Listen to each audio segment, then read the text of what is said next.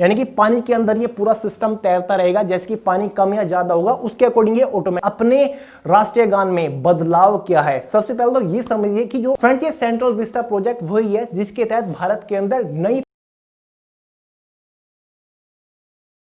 नमस्कार दोस्तों, this is Sonu Ahlawat और आज है संडे, लेकर आ चुका हूं हमेशा की तरह दी करंट अफेयर शो का एपिसोड नंबर 17, जिसमें हम लास्ट वीक के सभी मोस्ट इंपोर्टेंट करंट इवेंट्स को डिटेल के साथ डिस्कस करने वाले हैं। और फ्रेंड्स 100% श्योरिटी के साथ कह रहा हूं कि आपके किसी भी कॉम्पिटिटिव एग्जाम में इससे बाहर करंट अफेयर का एक भी क्वेश्चन नहीं जाएगा, अगर आप एवरी संडे शाम 5 बजे रेगुलर बेसिस पर हमारा दी करंट अफेयर शो फॉलो कर रहे हैं। और फ्रेंड्स आज का एपिसोड शुरू करने से पहले आपको एक इंपॉर्टेंट चीज बता दूं। फ्रेंड्स इसी ट्यूसडे यानी कि 12 जनवरी को शाम 5 बजे हम एक सुपर फास्ट मैराथन कर रहे हैं इसी चैनल के ऊपर, जिसमें हम वो सभी टॉप स्कोरिंग टॉपिक यानी कि जो हाई रेटेड टॉपिक है, जिनसे रिलेटेड क्वेश्चंस एग्जाम में अक्सर बनते हैं, एक ही वीडियो में एक ही सुपर फास्ट मैराथन में कवर करने वाले हैं। तो हर एक कॉम्पिटिटिव एग्जाम के लिए मोस्ट इंपोर्टेंट है, स्पेशली हम एनटीपीसी फेज सेकंड के लिए कर रहे हैं। तो जिस भी एग्जाम के लिए आप तैयारी कर रहे हैं जरूर देखिएगा 12 जनवरी शाम 5 बजे। तो चलिए फ्रेंड्स फटाफट आज का इंटरेस्टिंग एपिसोड शुरू करते हैं। तो चलिए बात करते हैं आज के एपिसोड के फर्स्ट और मोस्ट इंपोर्टेंट करंट इवेंट के बारे में। एलन मस्क सबसे अमीर व्यक्ति बन गए। ध्यान के साथ देखिएगा, सिंपल सी लैंग्वेज में मैंने लिखा हुआ है। फ्रेंड जो आप ये स्क्रीन पर देख रहे हैं ये है एलन मस्क, जो कि टेस्ला और स्पेसएक्स के मालिक या फिर आप फाउंडर कह सकते हैं। फ्रेंड्स ये अब दुनिया के सबसे अमीर आदमी बन गए हैं। ब्लूमबर्ग ने एक रिपोर्ट जारी की है जिसमें दुनिया के सबसे अमीर आदमियों के नाम हैं, जिनमें से नंबर 1 पर इलोन मस्क आए हैं। 2017 से लेकर अब तक अमेज़न के जो फाउंडर है जेफ बेजोस, वो दुनिया के नंबर 1 अमीर आदमी बने हुए थे, लेकिन उनको पीछे छोड़कर फिलहाल अब एलोन मस्क जो कि स्पेसएक्स और टेस्ला के फाउंडर कह लीजिए या फिर जो मालिक हैं, ये नंबर 1 पर पहुंच गए हैं। एलोन मस्क की जो नेट वर्थ है, यहां पर देख लीजिए नीचे मैंने लिखा हुआ है, वो 188 बिलियन यूएस डॉलर से अधिक हो गई है और ये दुनिया के नंबर 1 अमीर आदमी बन गए। सबसे अमीर आदमी फिलहाल एलन मस्क है। क्वेश्चन जरूर आएगा, और ये रिपोर्ट किसने जारी की? देखिए ब्लूमबर्ग ने ये एक रिपोर्ट जारी की। मैं आपको थोड़ा और दिखा देता हूं। ये जो आप स्क्रीन पर देख रहे हैं ये है जेफ बेजोस, जो कि अमेज़न के फाउंडर है। देखिए बेजोस 2017 से दुनिया के सबसे अमीर शख्स थे। अमेज़न के संस्थापक जेफ बेजोस की नेटवर्क 187 बिलियन यूएस डॉलर और एलन मस्क की 188, जिसकी वजह से ये दुनिया के सबसे अमीर आदमी बन गए इनको पीछे छोड़कर। तीसरे नंबर पर बिल गेट्स आते हैं। तो चलिए नेक्स्ट करंट इवेंट के बारे में बात करते हैं, काफी इंपॉर्टेंट था। भारत और इजराइल ने मध्यम रेंज की मिसाइल रक्षा प्रणाली का सफल परीक्षण किया। फ्रेंड्स भारत और इजराइल दोनों ने मिलकर एक मिसाइल का सफल परीक्षण कर लिया है, जिसको पूरा नाम दिया गया है, यहां पर देखिए MR surface to air missile defence system. यहां पर रक्षा प्रणाली बोला गया, एग्जाम में यही लिख के आएगा और आपको इसी से ये क्वेश्चन पहचानना पड़ेगा। तो क्वेश्चन कैसे भी आ सकता है कि भारत ने और किस देश ने मिलकर एक रक्षा प्रणाली मिसाइल का सफल परीक्षण किया, तो आपको ध्यान से देखना है, किसी भी तरीके से क्वेश्चन को घुमा फिरा के पूछ लिया जा सकता है। तो फ्रेंड्स ये मिसाइल का सफल परीक्षण भारत और इजराइल ने दोनों ने एक साथ मिलकर किया है और दोनों ही अपने देश की डिफेंस को बढ़ाना चाहते हैं, पावर को बढ़ाना चाहते हैं, इसलिए मिलकर इसका सफल परीक्षण किया है। और जो सफल परीक्षण हुआ है ये भारत के अंदर ही हुआ है और ये मिसाइल दोनों देशों के पास जाएगी, यानी कि भारत के पास भी रहेगी और ये इजराइल के पास भी रहेगी। ये जो मिसाइल है ये सरफेस टू एयर है, यानी कि धरती से ये हवा में वार करने वाली मिसाइल है, यानी कि जो दुश्मन का जो भी हेलीकॉप्टर रहेगा या फिर जो भी मतलब फाइटर जेट रहेगा उसको वार कर सकते हैं, उसको मार सकते हैं धरती से ही। ठीक है, लगभग 50 से 70 किलोमीटर तक इसकी रेंज है, यानी कि वार कर सकती है। और इसमें सभी प्रकार के रडार सिस्टम वगैरह लगाए हुए हैं, सेंसर है, जीपीएस सेंसर वगैरह, मतलब काफी हाई लेवल की ये मिसाइल रहने वाली है। तो इसको पूरा नाम देख लीजिएगा, MR surface to air missile defence system, Hindi में मध्यम रेंज की मिसाइल रक्षा प्रणाली। इस तरीके से क्वेश्चन पूछा जाएगा। तो याद रखिएगा भारत और इजराइल ने ये मिलकर सफल परीक्षण किया है। सफल परीक्षण भारत में हुआ है। नेक्स्ट इवेंट की तरफ चलते हैं। भारतीय चेस फेडरेशन के अध्यक्ष बने डॉक्टर संजय कपूर। फ्रेंड्स भारतीय चेस फेडरेशन, इसको यह भी बोला जाता है अखिल भारतीय शतरंज महासंघ। पहले तो यह समझ लीजिएगा कि ये संघ है क्या। फ्रेंड जो है अखिल भारतीय शतरंज महासंघ है, इसका लक्ष्य या फिर इसका काम यही है कि भारत के अंदर शतरंज खेल को बढ़ावा देना। ठीक है, उसका परिचय करवाना भारत के लोगों से। इस संघ का यही काम होता है। 1951 में इस संघ की स्थापना की गई थी। इसका हेडक्वार्टर जो है मैंने यहां पर लिखा हुआ है, मुंबई में इसका मुख्यालय है। और फिलहाल इसके जो नए अध्यक्ष या फिर प्रेसिडेंट आप कह लीजिए, किसको चुना गया, आप इस सीन पर देख रहे हैं, यह है डॉक्टर संजय कपूर। और ऐसा पहली बार हुआ है कि कोई यूपी का कैंडिडेट अध्यक्ष के रूप में चुना गया हो अखिल भारतीय शतरंज संघ का। तो काफी इंपॉर्टेंट है, ये भी ध्यान रखिएगा। जितने भी वैसे दी करंट अफेयर शो में मैं आपके लिए करंट इवेंट लेकर आता हूं, सभी मोस्ट इंपॉर्टेंट रहते हैं। नेक्स्ट इवेंट है, भारत में पहली double stack long haul container train शुरू की गई। फ्रेंड्स, हाल ही में प्रधानमंत्री नरेंद्र मोदी ने वीडियो कॉन्फ्रेंसिंग के जरिए एक कंटेनर ट्रेन का उद्घाटन किया या फिर उसको हरी झंडी दिखाई, आप जैसे की स्क्रीन पर देख रहे होंगे। सबसे पहले तो ये समझिए कि double stack long haul container train ये किस तरीके की ट्रेन है, इसमें क्या खास बात है। आप इस सीन पर अगर देख पा रहे हो, जो डबल स्टैक का मतलब है ये वही है, एक मालगाड़ी है, माल ढुलाई के काम आएगी। तो जो कंटेनर रखे जाते हैं ट्रेन के ऊपर वो सिंगल सिंगल आपने बेसिकली यूजुअली देखे होंगे, लेकिन डबल का मतलब दो, एक कंटेनर ये, इसके ऊपर एक आप देख पा रहे होंगे। तो डबल, एक कंटेनर के ऊपर दूसरा कंटेनर, ये हो गया डबल। और इस ट्रेन की ये भी खास बात है कि ये बिजली की ट्रेन है, यानी कि बिजली से चलेगी। 1.5 किलोमीटर तक की इसकी लंबाई है। तो काफी इंटरेस्टिंग क्वेश्चन इसलिए बन जाता है। तो याद रखिएगा, पूरा नाम double stack long haul container train का मतलब उद्घाटन हो चुका है, लॉन्च हो चुकी है प्रधानमंत्री नरेंद्र मोदी के थ्रू। ये एक मालगाड़ी है, माल ढुलाई के काम आएगी। नेक्स्ट है, द क्रॉनिकल ऑफ फिलैंथ्रोपीज ने सबसे बड़े दान की वार्षिक सूची जारी की। Friends, the Chronicle of philanthropy, इसने एक लिस्ट जारी की है, यानी कि एक रिपोर्ट जारी की है। उन लोगों की रिपोर्ट जारी की है जिन्होंने 2020 में दान किया है। तो उनमें से सबसे बड़े दानवीर कौन है, जिसने सबसे बड़ा डोनेशन दिया है। तो आप स्क्रीन पर देख रहे हैं, इसके रिपोर्ट के अकॉर्डिंग 2020 में जो सबसे दानवीर साबित हुए हैं वो अमेजोन के फाउंडर, ठीक है, जेफ बेजोस हुए हैं। यहां पर देखिए कुछ इंपॉर्टेंट है। पहले स्थान पर मौजूद अमेजोन के मुखिया जेफ बेजोस ने वर्ष 2020 में जलवायु परिवर्तन, ठीक है, जो जलवायु में परिवर्तन आ रहा था, यानी कि पोल्यूशन फैल रहा था, उससे मुकाबला करने के लिए लगभग 10 अरब डॉलर, जो कि 732 अरब रुपए हो जाते हैं, रुपए में अगर कन्वर्ट करें तो इतने का दान दिया था। तो इसलिए 2020 के सबसे बड़े जो दानवीर हैं वो अमेजोन के फाउंडर जेफ बेजोस है। आई होप याद रख पाओगे। सबसे पहला क्वेश्चन हमारा कौन था, दुनिया के सबसे अमीर आदमी कौन बन गए हैं, एलोन मस्क बन गए हैं। जिन लोगों ने पिछले वाला लास्ट वीक का द करंट अफेयर शो देखा हुआ, उसमें मैंने आपको बताया था इसी जो ब्लूमबर्ग की रिपोर्ट के अकॉर्डिंग एशिया के सबसे अमीर आदमी कौन थे, याद है क्या आपको? नहीं होगा डेफिनेटली। जोंग सांसान एशिया के सबसे बड़े अमीर आदमी हैं, ठीक है। उन्होंने मुकेश अंबानी को पछाड़ा है। मुकेश अंबानी दूसरे स्थान पर चले गए हैं, वो एशिया के नंबर 1 पर है और एलोन मस्क दुनिया में नंबर 1 पर गए हैं। तो ध्यान रखिएगा, क्वेश्चन कोई सा भी आ सकता है।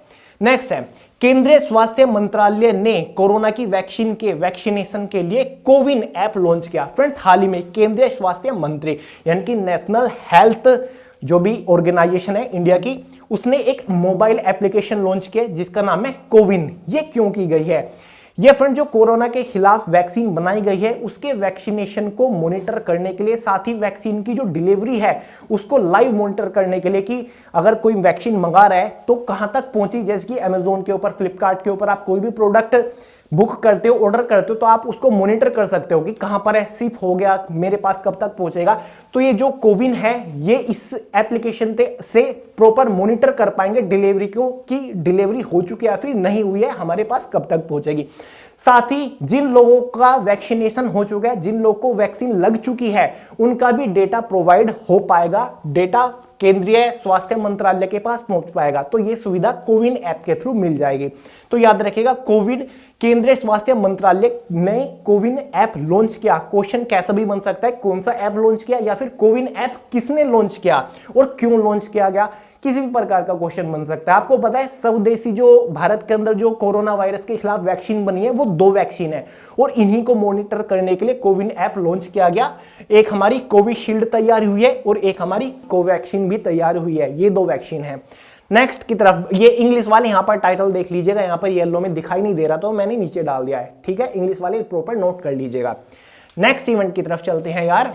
यूपी सरकार ने किसानों के लिए किसान कल्याण मिशन शुरू किया। फ्रेंड्स, इस मिशन का नाम याद रखिएगा, किसान कल्याण मिशन। किसने शुरू किया? उत्तर प्रदेश सरकार ने। उत्तर प्रदेश के मुख्यमंत्री कौन है? ऑब्वियसली योगी आदित्यनाथ जी, जो कि आप स्क्रीन पर देख ही रहे होंगे।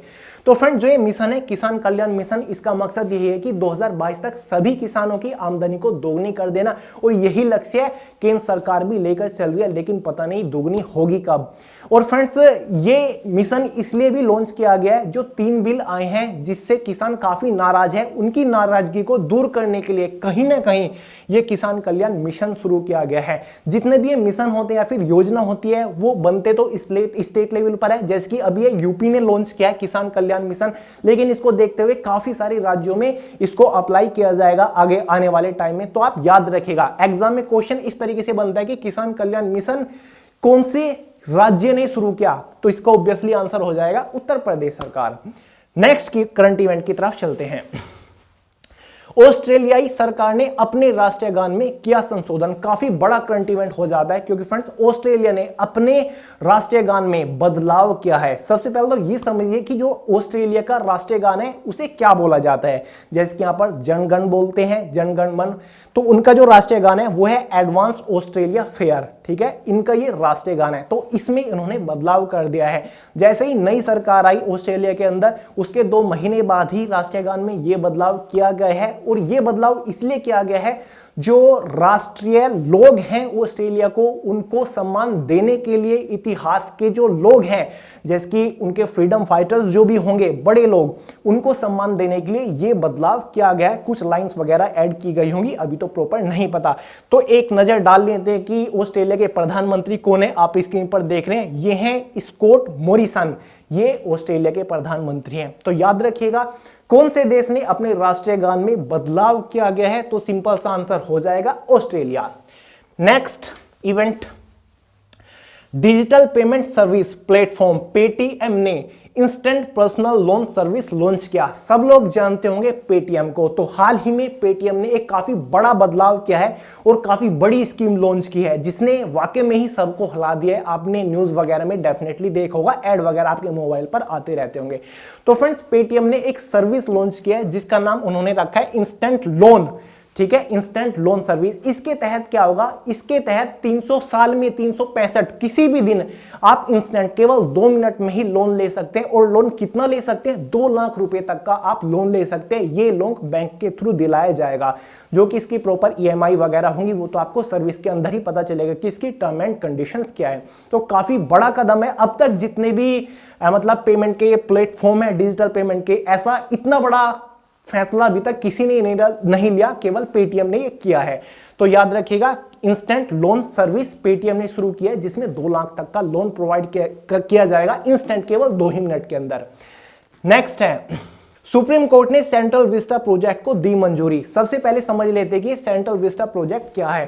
फ्रेंड्स, ये सेंट्रल विस्टा प्रोजेक्ट वही है जिसके तहत भारत के अंदर नई पार्लियामेंट बनाई जानी है। तो फ्रेंड्स, फाइनली हाल ही में सुप्रीम कोर्ट ने मंजूरी दे दी है कि हाँ, फाइनली इस प्रोजेक्ट के ऊपर काम किया जा सकता है, नई संसद बनने का कार्य शुरू किया जा सकता है। कुछ ही टाइम पहले सुप्रीम कोर्ट ने इस प्रोजेक्ट को मंजूरी नहीं दी थी, बल्कि यह कहा था कि फिलहाल नई पार्लियामेंट के लिए कुछ भी कंस्ट्रक्शन का काम नहीं किया जा सकता, केवल शिलान्यास यानी कि नींव रख सकते हैं। तो उस टाइम पे नींव रखी गई थी।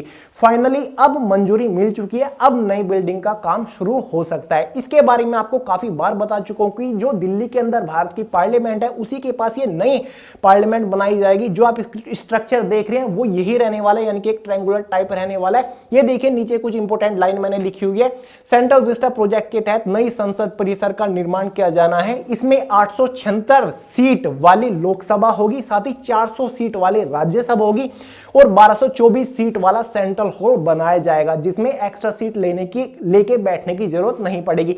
यह प्रधानमंत्री नरेंद्र मोदी का एक तरीके से ड्रीम प्रोजेक्ट है। और यह प्रोजेक्ट किसके पास है, यानी कि नई संसद बनाने का प्रोजेक्ट किसके हाथ में है? वो टाटा के हाथ में, यानी कि टाटा कंस्ट्रक्शंस के हाथ में है। टाटा कंस्ट्रक्शंस इस बिल्डिंग को बनाएगी।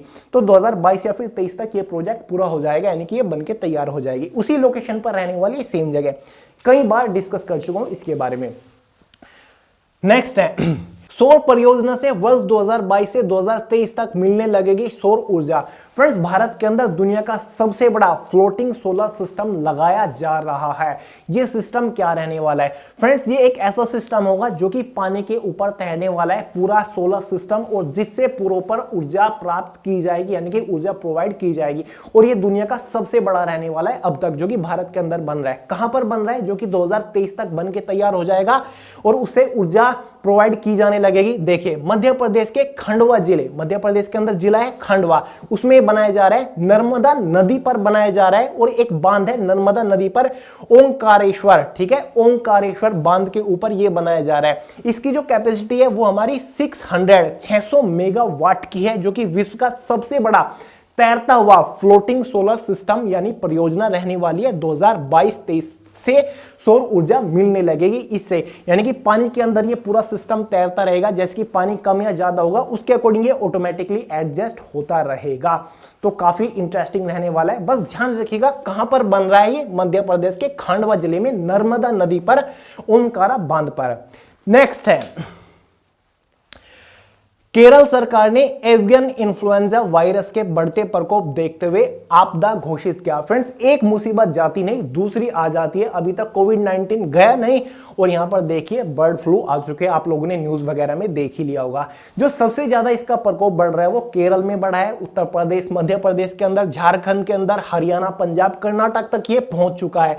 और सबसे ज्यादा जो नुकसान हुआ वो केरल के अंदर ही हुआ है। लगभग 1700 बत्तख, डक इससे मर चुके हैं केरल के अंदर। और इसी को देखते हुए केरल की सरकार ने आपदा घोषित कर दी है। ठीक है, इसका नाम देखिएगा क्या है, एवियन इन्फ्लुएंजा वायरस, जिसको बर्ड फ्लू बोलते हैं। तो भयंकर तरीके से फैल रहा है। तो यही क्वेश्चन बनेगा कि इसके प्रकोप को देखते हुए कौन से राज्य की सरकार ने आपदा घोषित की, यानी कि डिजास्टर घोषित किया। तो इंपॉर्टेंट क्वेश्चन इसी के वजह से ये हो रहा है। नेक्स्ट चलते हैं, शायद लास्ट तो नहीं है, इसके बाद एक और होगा। गुजरात सरकार ने किसान सर्वोदय योजना की शुरुआत की। सबसे पहले समझते हैं कि किसान सर्वोदय योजना है क्या, जो कि गुजरात सरकार के द्वारा गुजरात के अंदर ही शुरू की गई। फ्रेंड्स, इस योजना के तहत गुजरात के सभी किसानों को दिन के समय में बिजली की पूर्ति कराना है, ताकि वो अपने फसलों में पानी वगैरह की पूर्ति कर सके। सुबह 5 बजे से रात 9 बजे तक बिजली हर टाइम रहनी चाहिए। इस योजना का यह मकसद है ताकि किसानों को कोई भी प्रॉब्लम ना हो। अभी स्टार्टिंग में कुछ जिले कवर हुए हैं, लेकिन 2022-2023 तक सभी जिलों को कवर किया जाएगा। हर एक छोटे छोटे गांव को, छोटी छोटी जगह को कवर किया जाएगा इस योजना के तहत। तो नाम जैसे कि किसान सर्वोदय योजना है, इससे समझ जाएगा कि किससे रिलेटेड है। किसानों को दिन के समय बिजली प्रोवाइड करना, अच्छे तरीके से योजना संबंधित है। नेक्स्ट इवेंट है, लास्ट है, इंटरेस्टिंग भी है। भारत मौसम विज्ञान विभाग ने अपनी रिपोर्ट में 1901 के बाद 2020 को 8वां सबसे अधिक गर्म वर्ष घोषित किया। फ्रेंड्स, 2020 जैसे ही गया है, काफी सारी रिपोर्ट निकली है। अमीर लोग कौन है, सबसे बड़ा दानवीर लोग कौन है। अब भारत की एक और रिपोर्ट निकल के आई है, जिसके अकॉर्डिंग ये पता लगा है कि 2020 अब तक का 1901 से लेकर 8वां सबसे गर्म वर्ष पाया गया है। ठीक है, ये जो एक रिपोर्ट जारी होती है जिसमें देखते हैं कि सबसे गर्म वर्ष कौन सा है, 1901 से मतलब मेजर करना शुरू किया गया था, 1901 से हुआ था। और जो अब तक का सबसे गर्म वर्ष पाया गया है वो 2016 था। 2016 सबसे गर्म वर्ष था और 2020 है उसको 8वां स्थान मिला है। ठीक है, यानी कि ये भी ठीक ठाक गर्म था, इसी वजह से इसको 8वें स्थान मिला है। तो क्वेश्चन गारंटेडली ये बनेगा कि 2020 को कौन सा स्थान मिला है भारत मौसम विज्ञान विभाग के अनुसार। जो रिपोर्ट जारी हुई है कि कौन से नंबर पर आता है, ये कौन सा गर्म मतलब ईयर था, साल था, तो ये 8वां था। याद रखिएगा, घुमा फिरा के क्वेश्चन कैसे भी बन जाते हैं। कभी कभी तो मैं भी एक्सप्लेन नहीं कर पाता कि एक तरीके से ही एक साथ ही सभी पॉइंट्स को कवर कर लूं। तो आप समझ जाए करें कि किस तरीके से क्वेश्चन बन पाएगा। तो फ्रेंड्स, ये था आज का लास्ट इंपॉर्टेंट करंट इवेंट। तो फ्रेंड्स, सभी इवेंट्स कवर कर चुका हूं लास्ट वीक के, इतने ही इंपॉर्टेंट थे, सभी को मैंने अच्छे से फिल्टर किया। मेरे अकॉर्डिंग तो इससे बाहर क्वेश्चन नहीं जाएगा। फिर से कहता हूं, आपको डेली सुबह उठ के 3-4 घंटा करंट अफेयर के ऊपर वेस्ट करने की जरूरत नहीं है। आप वीक में कोई एक दिन पकड़ लीजिए और सभी इंपॉर्टेंट करंट इवेंट्स को अच्छे से कवर कर लीजिए, आपका काम हो जाएगा। करंट अफेयर से आपको कभी भी प्रॉब्लम नहीं आएगी। अब आप ये बताइए कि आज आपको सबसे इंपॉर्टेंट और इंटरेस्टिंग करंट इवेंट कौन सा लगा कि हाँ यार इस करंट इवेंट में दम है, ये एग्जाम के पॉइंट ऑफ व्यू से इंपॉर्टेंट है, क्योंकि आप भी आ रहे एक कॉम्पिटिटिव एग्जाम के एस्पिरेंट हो, डेफिनेटली आपको इतना ही नॉलेज होनी चाहिए कि कौन सा करंट इवेंट इंपॉर्टेंट हो सकता है।